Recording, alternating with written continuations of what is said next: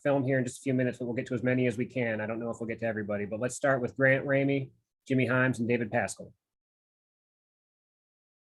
Well, Coach Schwartz talks about how quickly you guys turned the page to Arkansas. Do you worry about a young team kind of being able to turn the page that quickly, moving on from an emotional win?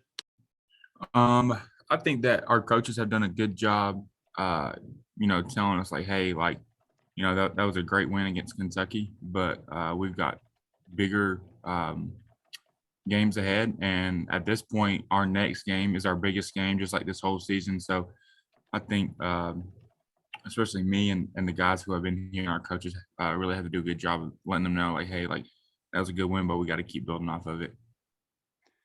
John, where is your confidence level right now? And did it wane recently? What does wane mean? You lose your confidence a little bit? Now ask the question again, now that I know the definition. Where's your confidence level right now? And did you lose a little bit of confidence a few weeks ago? I don't think so. I just think that, the game of basketball, you just go through ups and downs. And, if I was perfect all the time, I probably wouldn't still be here at Tennessee. So I know there's going to be ups and downs. I know that I'm going to play good some games, going to play bad some games. I think that's where you just got to trust the work that you put in and trust your coaches and trust your teammates that they're going to have your back, and just got to keep working, keep playing.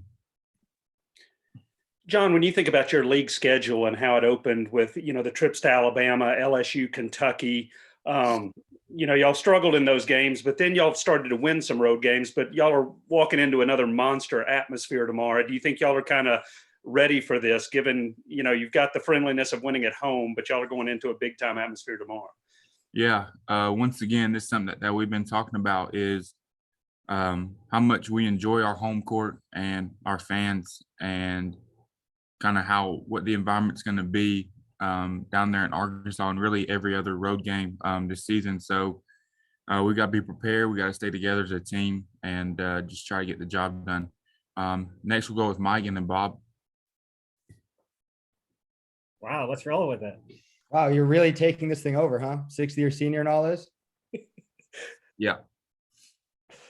John, what was it like for you playing alongside Jonas, kind of those 8 minutes, kind of the 12-minute mark to, I guess, the 5-minute mark against Kentucky the other day? And how great is it seeing what he's doing? He's doing great things.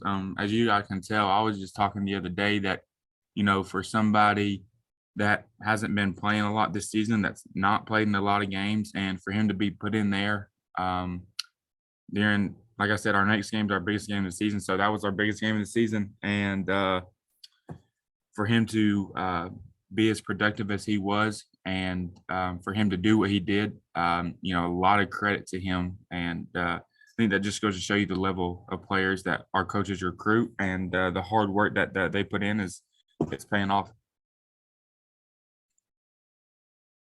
Hey, John, I think you called on me. I cover Arkansas for the Arkansas Democrat. I was wondering what as a big guy, what your take is on Jalen Williams at number 10 for Arkansas. He's been playing pretty well of late, draws a lot of charges, just seems to do everything pretty well. Yeah. I think with Jalen Williams, I think he wears a great number. I'm number 10 too. But yeah, he's been playing really well. And like you said, he has been really well on the defensive end as well. So something that we have to adjust to and really take into consideration so we can be prepared for it. Call on Jimmy. Jimmy, yeah, you can be next. Thank you, John. Appreciate that. Yes, sir. Coach Barnes said that they wanted to put you in the starting lineup after Olivier got hurt, and you wanted to come off the bench. Talk about that decision and why you think you might be more effective coming off the bench.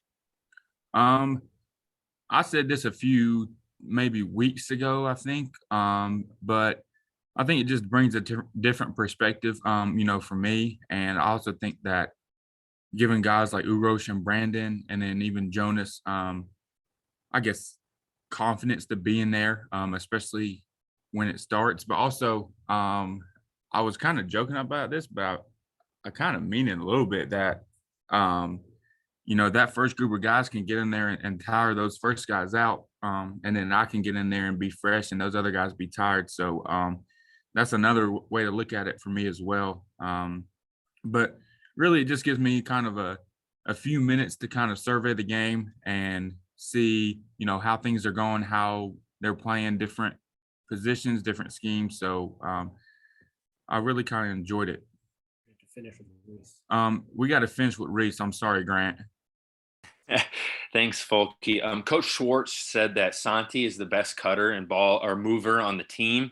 Now, you don't have to agree with that, but who do you think is the best off-ball mover on the team? Definitely. I mean, he's done a really good job. I don't know if it's I don't know if I'd say European because he's not from Europe, maybe Uruguayan thing that he does. But he does a great job just continuing to move without the ball because coach has really been honest about, passing and cutting. And when you stand, it's really easy for them to guard. So, yeah, he's definitely the best, off-ball cutter. He's always continuously moving. All right, let's go to Grant. You can make it. Oh, sorry, Grant. You got to make it quick. John, can you use Wayne in the sentence, please? Wayne. Oh my goodness, you put me on the spot. I'm just kidding. You don't have to worry about it. The time left in this press conference is waning. Wait, I have a question, Tom. The time left in this press conference is waning. There we go.